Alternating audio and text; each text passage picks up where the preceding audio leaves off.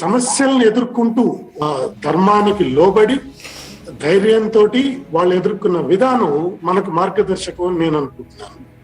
టక్కున సీత కనపడకుండా పోతే ఒక సామాన్య మానవుడిగా రాముడు పరితపించిన విధానం, లక్ష్మణుడు రాముడిలో ఉత్తేజాన్ని నింపే ప్రయత్నం చేయడం, సీత అంతమంది రాక్షస స్త్రీల మధ్యలో కొన్ని ప్రతికూల పరిస్థితుల మధ్యలో కొన్నిసార్లు మనసు బలహీనతకు లోనైనా దాన్ని దాటి ఏ రకంగా ధైర్యంగా నిలబడ్డారు అన్నది గమనించవలసిన అంశం. ఎందుకంటే ఈ సమస్యలు అందరి సమస్యలు, ఇది సీతారామ తల్లిది మాత్రమే నేను అనుకోవట్లేదు, మనకు అందరికీ కూడా ఇలాంటి సమస్యలు వస్తాయి.